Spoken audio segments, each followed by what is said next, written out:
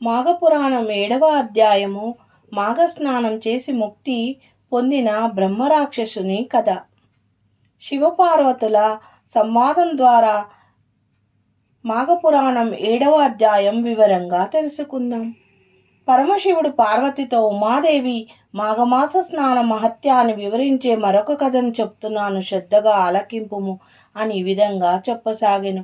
మాఘపురాణం 7వ అధ్యాయం సుశీలుడు అనే బ్రాహ్మణి వృత్తాంతం.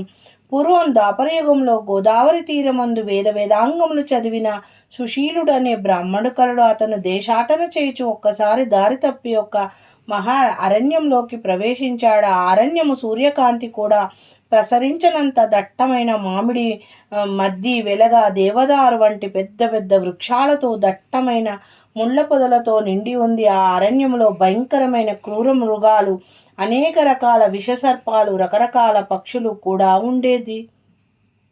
బ్రహ్మరాక్షసుని వృత్తాంతం. ఆ అరణ్యంలో చండ్ర చెట్టు ఆకారంలో ఒక భయంకరమైన రాక్షసుడు ఉండేడివాడు. వాడి పాదాలు చండ్ర చెట్టులో ఉండేవి. మిగిలిన శరీరం అంతా రాక్షసాకారంతో ఉండేది. ఎర్రని కనులతో, పెద్ద నోరుతో భయానకంగా ఉండే ఆ రాక్షసుడు పాదాలు చండ్ర చెట్టులో ఉండడం వలన గాలి వీచినప్పుడల్లా ఆ చెట్టు ముళ్ళు వాడి కళ్ళలోకి గుచ్చుకొని రక్త మాంసాలు బయటకు వస్తుండేవి.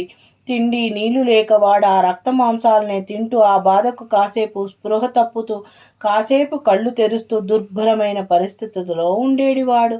బ్రహ్మరాక్షసుని వివరాలు అడిగిన సుశీలుడు.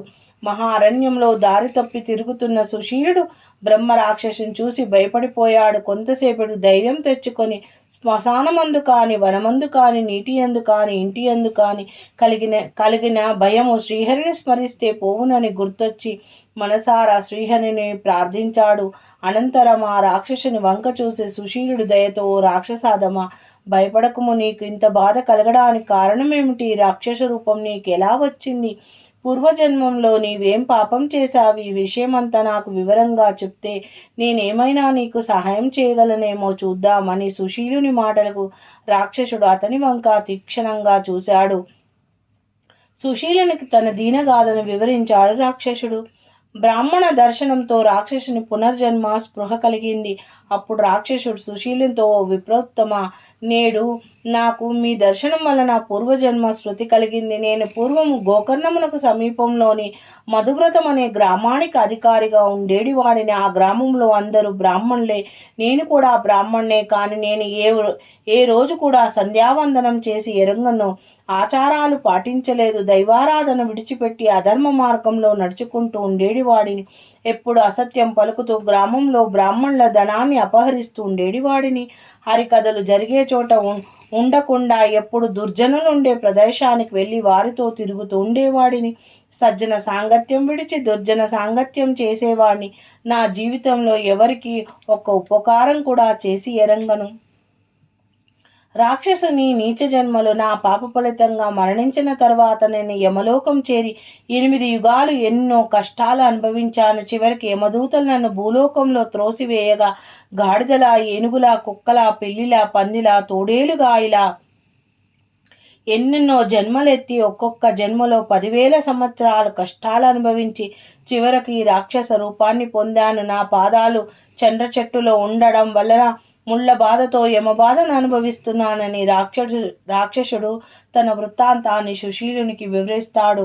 రాక్షసుని ముక్తి కలిగించాలని నిర్ణయించుకున్న సుశీలుడు రాక్షసుని దీనగాథ విన్న తర్వాత సుశీలుడు అతనితో, రాక్షస, నీకు గొప్ప కష్టం సంభవించిందే. ఈ అరణ్యమునకు సమీపంలో ఏదైనా నది కాని, చెరువు కాని ఉంటే ఆ నీటితో నీకు మోక్షాన్ని ప్రసాదిస్తాను అనగా రాక్షసుడు ఆ సమీపంలో నీరు లేదని అంటాడు. సుశీలుడు రాక్షసుని వంశక్రమం గురించి అడగగా రాక్షసుడు, అయ్యా, నా వంశంలో నా పుత్రులు, మన్మలు అందరూ నా పాప ఫలితాన్ని అనుభవిస్తున్నారు. వారిలో భాస్కరుడు అనేవాడు మాత్రం ఇప్పటికి అదే గ్రామంలో ఉన్నాడు. కానీ వాని వలన నాకు ముక్తి ఎలా కలుగుతుంది అని ప్రశ్నించాడు. బ్రహ్మరాక్షసునికి ముక్తి మార్గము చెప్పిన సుశీలుడు అప్పుడు సుశీలుడు రాక్షసునితో, దిగులు చెందకు, భాస్కరునితో నీకు ముక్తి కలుగుతుంది. నేను వెంటనే నీ గ్రామం పోయి భాస్కరునితో నీవు తరించే మార్గం చెప్తానని చెప్పి ఆ అరణ్యం నుంచి ఎట్లానో బయటపడి గోకర్ణానికి చేరాడు. భాస్కరుని కలిసి తరుణోపాయం చెప్పిన సుశీలుడు బ్రహ్మ రాక్షసుని గ్రామానికి వెళ్ళిన సుశీలుడు తన వంశానికి చెందిన భాస్కరుని కలిసి అరణ్యంలో తాను చూసినదంతా వివరంగా చెప్పాడు. అనంతరము సుశీలుని భాస్కరునితో, భాస్కర, నీవు మాఘమాసంలో సూర్యోదయ సమయములో నదీ స్నానం చేసి పూర్వీకులకు తర్పణాలు విడుము. నీ వంశంలో ఒక్కడు బ్రహ్మరాక్షసుడై బాధలు పడుతున్నాడు. అతని పాప విమోచనం కోసం నీవు మాఘస్నానం చేస్తే అతడు తరిస్తాడని చెప్పి సుశీలుడు తన దారిన పోయెను. భాస్కరుని మాఘస్నానంతో ముక్తి పొందిన రాక్షసుడు సుశీలుడు చెప్పినట్లుగానే భాస్కరుడు మాఘమాసం రాగానే మాఘస్నానం చేసి పితృతర్పణాలు విడిచాడు. మాఘమాసమంతా భాస్కరుడు నియమనిష్టలతో మాఘవ్రతాన్ని ఆచరించాడు. తత్పుణ్యఫలంగా బ్రహ్మరాక్షసుడు ముక్తిని పొందాడు. చండ్ర చెట్టు నేల మీద పడిపోయింది. రాక్షసుడు తన రాక్షస రూపాన్ని విడిచి దివ్య శరీరాన్ని ధరించి స్వర్గలోకమునకు చేరెను. శివుడు పార్వతికి ఈ కథను వివరించి, పార్వతి, చూశావుగా, మాఘస్నానంతో మరణించిన పితృదేవతలకు కూడా సద్గతులు ఎలా కలుగుతాయో అని చెబుతూ శివుడు 7వ రోజు కథను ముగించాడు. ఇది స్కాంద పురాణే మాఘమాసే మహత్యే సప్తమాధ్యాయ సమాప్త. ఓం నమ శివాయ. మాఘపురాణం 7వ